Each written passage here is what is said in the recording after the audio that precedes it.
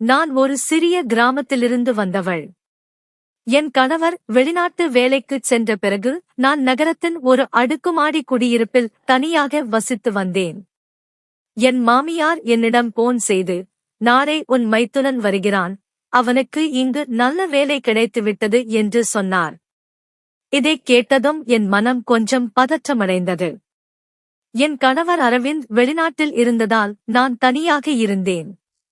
கிராம வாழ்க்கையை விட்டு நகரத்துக்கு வந்தது எனக்கு அவ்வளவு பிடிக்கவில்லை. ஆனால் அரவிந்த் திருமணத்துக்குப் பிறகு என்னை அழைத்து வந்தார். பின்னர் அவரது நிறுவனம் அவரை வெளிநாட்டுக்கு அனுப்பியது. நான் பலமுறை கிராமத்துக்கு திரும்பிச் செல்லக் கேட்டேன். ஆனால் அவர் இந்த அடுக்குமாடியில் தங்கச் சொன்னார். 3 மாதங்களாக நான் தனியாக இருந்தேன். மைத்துனன் வருவதைப் பற்றி கேள்விப்பட்டதும் கவலை வந்தது. அரவிந்த் இருந்திருந்தால் பிரச்சனை இல்லை. ஆனால் விக்ரம் என்னுடன் தனியாக இருப்பது சரியாகத் தோன்றவில்லை. மாமியாரின் வார்த்தையை மறுக்க முடியவில்லை. இரவில் அரவிந்த் போன் செய்தபோது இந்த விஷயத்தைச் சொன்னேன். அவர் இது நல்ல விஷயம், தம்பி இருந்தால் உன்னைப் பற்றி கவலைப்பட வேண்டியதில்லை என்றார். நான் அவரிடம் என் சந்தேகத்தைச் சொன்னேன். ஆனால் அவர் கோபமடைந்து, உன் சகோதரன் என்றால் இப்படி பேசுகிறாயா, அவனால் உனக்கு என்ன ஆபத்து என்றார். அவரது கோபத்தால் நான் மேலும் எதுவும் பேசவில்லை. போனை வைத்துவிட்டு படுத்தேன். ஆனால் தூக்கம் வரவில்லை. விக்ரமே ஆரம்பத்திலிருந்தே எனக்கு பிடிக்காது. அம்மா தன் நெருங்கிய தோழியின் மகனை எனக்கு திருமணம் செய்து கொடுத்தார். அரவிந்துடன் என் திருமணம் சிறு வயதிலேயே நிச்சயிக்கப்பட்டது. அவரே அவ்வளவாகத் தெரியாது. ஆனால் விழாக்களில் சந்திப்போம். அரவிந்த் அமைதியானவர். விக்ரம் அதிகம் பேசுவான், சிரிப்பான், பெண்களைச் சுற்றி வருவான். கிராமப் பெண்களிடம் கேள்விப்பட்டதிலிருந்து அவனைப் பார்க்கவே பிடிக்கவில்லை. திருமணமாகி 4 மாதங்கள் தான் ஆனது. முதல் இரவில் கூட அரவிந்த் என்னைத் தொடவில்லை. ஒருவரை ஒருவர் நன்கு அறிந்து கொள்ள வேண்டும் என்று சொன்னார். நான் ஒப்புக்கொண்டேன். 15 நாட்களுக்குப் பிறகு நகரத்துக்கு அழைத்து வந்தார். பின்னர் அவர் வெளிநாடு சென்றார். இப்போது 3 மாதங்கள் ஆகிவிட்டன. விக்ரம் வருவான் என்ற செய்தி என்னை அமைதியிழக்கச் செய்தது.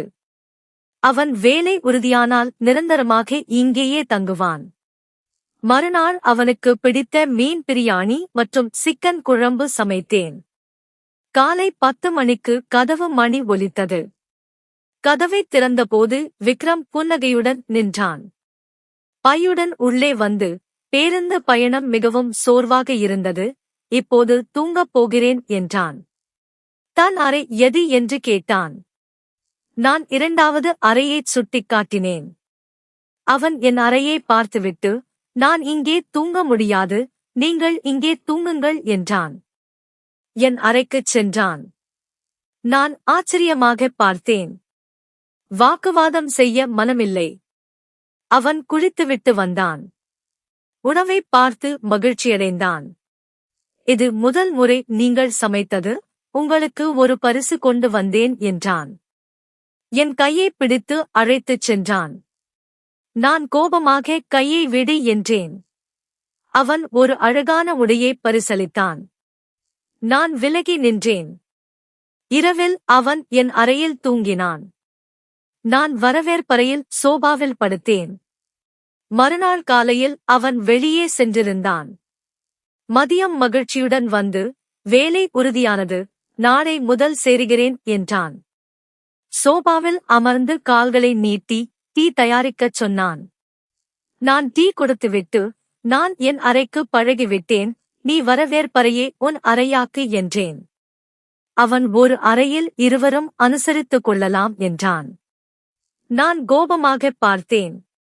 அவன் நகைச்சுவை என்று சிரித்தான். இரவு உணவு சமைத்துக் கொண்டிருந்தேன். அவன் ஹாலில் டிவி பார்த்தான். படத்தின் சத்தம் சமையலறைக்கு வந்தது. உணவுக்குப் பிறகு என் அறைக்குச் சென்றேன்.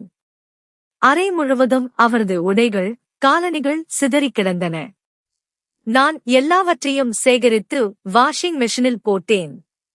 அடுத்த நாட்களில் அவன் வருவதற்கு முன் உணவு சமைத்து என் அறையை பூட்டிக் கொண்டேன். ஒரு நாள் அவன் கதவைத் தட்டினான். உணவை மேசையில் வைக்கச் சொன்னான். நான் எல்லாம் தயார் என்றேன். அவன் சிரித்தபடி வந்து, சீக்கிரம் பரிமாறு என்றான். நான் சமையலறைக்குச் சென்றேன். அவன் என் முன் உட்கார்ந்து சாப்பிடச் சொன்னான். நீ என் அண்ணியாக இருந்தும் பேசாமல் இருக்கிறாய். அரவிந்த் உன்னிடமிருந்து ஓடியதற்குக் காரணம் எதுவாக இருக்கும் என்றான். நான் பொறுமை இழந்து, உன் வேலையை நீ பார் என்றேன். அவன் சிரித்தான். நீங்கள் கோபமாக இருக்கும்போது அழகாக இருக்கிறீர்கள். அரவிந்த் இருந்த இடத்தில் நான் இருந்திருந்தால் நன்றாக இருந்திருக்கும் என்றான். நான் கோபமடைந்தேன். அவன் என்னை சளிப்பூட்டும் பெண் என்று சொன்னான். சிறிது நேரம் செலவிடுங்கள், வாழ்க்கை அழகானது என்றான். நான் அரவிந்திடம் புகார் செய்தேன். அவர் விக்ரம் அப்படி இல்லை என்றார். ஒரு மாலை விக்ரம் தலைவலி என்று தலையை மசாஜ் செய்யச் சொன்னான். நான் மருந்து கொடுத்தேன். அவன் பிடிவாதமாக இருந்தான். நான் எண்ணெய் எடுத்துச் சென்று லேசாக மசாஜ் செய்தேன்.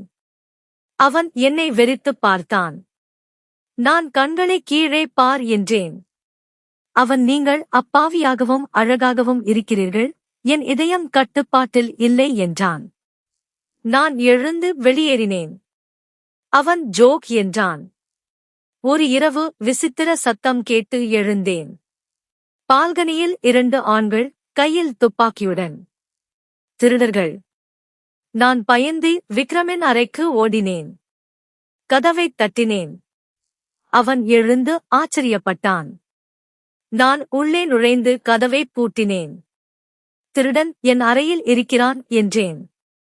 கதவு தட்டப்பட்டது. நான் பயத்தில் அவனை இறுக்கிக் கட்டிப்பிடித்தேன். அவன் கதவைத் திறக்காதே என்றான். அவன் என்னை படுக்கையில் அமர வைத்து, நான் இருக்கிறேன் என்றான். திருடர்கள் கதவை உடைப்பதாக மிரட்டினார்கள். நாங்கள் போனை எடுக்க முடியவில்லை. அவன் வெளியே செல்ல முயன்றான். நான் விடவில்லை. பின்னர் சத்தம், தோட்டா சத்தம். நான் மயங்கினேன். மறுநாள் காலையில் விழித்தபோது விக்ரமின் படுக்கையில் இருந்தேன். அவன் சோபாவில் சிகரெட் பிடித்துக் கொண்டிருந்தான். கையில் கட்டு, தலையில் காயம். போலீஸ் அவர்களை பிடித்துவிட்டதாகச் சொன்னான். நான் அவனைப் பார்த்து கேட்டேன். அவன் தோட்டா தாண்டிச் சென்றது என்றான். அதன் பிறகு விக்ரம் அமைதியாகிவிட்டான். குறும்பு செய்வதை நிறுத்தினான். நான் மயக்கமடைந்தபோது அவன் என்னைக் கவனித்தான். ஒரு நாள் எனக்கு மயக்கம் வந்தது. அவன் என்னைத் தாங்கினான். மருத்துவரிடம் அழைத்துச் சென்றான். டாக்டர், நீங்கள் கர்ப்பமாக இருக்கிறீர்கள் என்றார். நான் அதிர்ச்சியடைந்தேன். அரவிந்த் என்னைத் தொடவே இல்லை. வீட்டுக்கு வந்தபோது அரவிந்த் சிரித்தபடி நின்றார். சர்ப்ரைஸ் என்றார். விக்ரம் என்னைப் பிரித்து, அவள் என் மனைவி என்றான். அரவிந்திடம் கடுமையாக பேசினான். திருமணம் அவன் செய்தது, முகமூடியுடன் என்றான். அரவிந்த் வெளிநாட்டுப் பெண்ணை விரும்பினான். நான் அதிர்ச்சியில் நின்றேன். இருவரும் சண்டையிட்டனர். நான் அழுதேன். கர்ப்ப அறிக்கையை அவர்கள் முகத்தில் வீசினேன். விக்ரம் என்னை வெளியே அழைத்துச் சென்றான். கிராமத்துக்கு அழைத்துச் சென்று முழு உண்மையைச் சொன்னான். எல்லோரும் அதிர்ச்சியடைந்தனர். அரவிந்த் வரவில்லை. விக்ரம் என்னைக் கவனித்தான். 6 மாதங்களுக்குப் பிறகு இறந்த குழந்தையைப் பெற்றேன். என் உடல்நிலை மோசமானது. விக்ரம் என்னைச் சிறந்த மருத்துவமனைக்கு அழைத்துச் சென்றான். டிஎன்ஏ அறிக்கை கொடுத்தான். குழந்தை அவனுடையது அல்ல. திருடர்கள் இரவில் என்னைத் தாக்கினர். அவன் என்னைப் பார்த்து என்னை ஏற்றுக்கொண்டான். நான் அழுதேன். முகேஷ். விக்ரம், என்னை மன்னித்துவிடு. நீ மகத்தானவன். அவன் என் கண்ணீரைத் துடைத்தான். நான் அவனை முழுமையாக ஏற்றுக்கொண்டேன். இப்போது நாங்கள் மகிழ்ச்சியாக வாழ்கிறோம். அவரது அரவணைப்பில் என் வாழ்க்கை நிறைவானது. நன்றி.